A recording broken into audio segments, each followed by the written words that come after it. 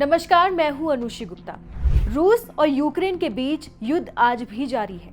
दोनों देशों के बीच जारी युद्ध मंगलवार यानी कि 18 दिसंबर को एक बेहद ही घातक मोड़ पर पहुंच गया है। यूक्रेन ने दावा किया है कि उसने रूस के केमिकल रेडिएशन और बायोलॉजिकल ट्रूप्स के चीफ इगोर किरिलोव को मार गिराया है। यूक्रेन ने यह हमला तब किया जब किरिलोव एक बिल्डिंग के अंदर प्रवेश कर रहे थे।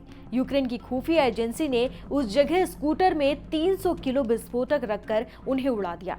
उल्लेखनीय है कि इगोर किरिलोव ही रूस के वो व्यक्ति थे जिन्होंने ये जानकारी दी थी कि यूक्रेन मच्छरों के जरिए बायोलॉजिकल हथियार का निर्माण कर रहा है, जो कि बेहद खतरनाक होगा।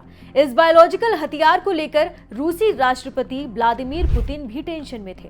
वो किसी भी तरह से यूक्रेन के हाथों में ऐसी ताकत नहीं आने देना चाहते थे। आपको बता दें कि बीबीसी की एक रिपोर्ट के अनुसार साल 2022 के मार्च महीने में किरिलोव ने यूक्रेन को लेकर यह दावा किया था कि अमेरिका यूक्रेन में जैविक हथियार बनाने को लेकर लैब को डेवलप कर रहा है। कुछ लैबों को रूसी सेना ने अपने कब्जे में भी ले लिया था। इसके बाद किरिलोव ने दावा किया था कि यूक्रेन एक डर्टी बम बनाने में लगा हुआ है, जिसकी जिम्मेदारी उसने 2 टीमों को सौंपी है। यूक्रेन पर हाल ही में यह आरोप लगाया गया कि वो मच्छरों का उपयोग करके जैविक हथियार बनाने की कोशिश कर रहा था। ये दावा रूस की ओर से किया गया है, जिसमें यह कहा गया कि यूक्रेन मच्छरों के माध्यम से खतरनाक बीमारियां फैलाने वाले जैविक हथियारों का विकास कर रहा था।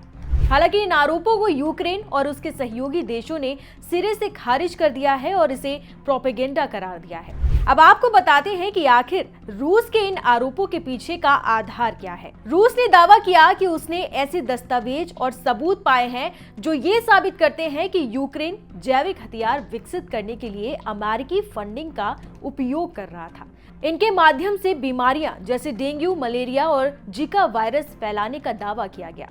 किरिलोव ने दावा किया था कि मलेरिया से संक्रमित मच्छरों को खतरनाक दवाइयां दी जाएंगी, जो किसी के शरीर से चिपकते ही उन्हें बीमार कर देंगी और धीरे धीरे उनकी मौत हो जाएगी। रूस के जासूस सर्गेई स्क्रिपल को भी कुछ इसी तरह निशाना बनाया गया।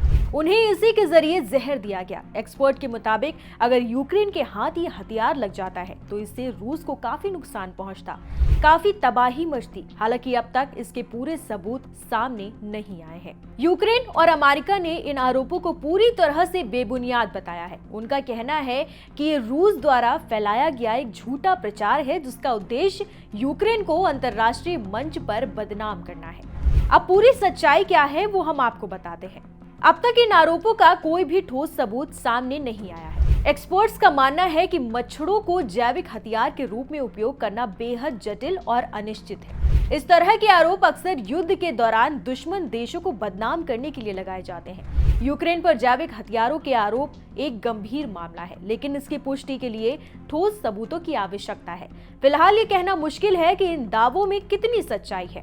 इस वीडियो में फिलहाल इतना ही। बाकी तमाम खबरों के लिए आप देखते रहिए खबर विस्तार से मेरे साथ, सिर्फ एनडीटीवी के यूट्यूब चैनल पर।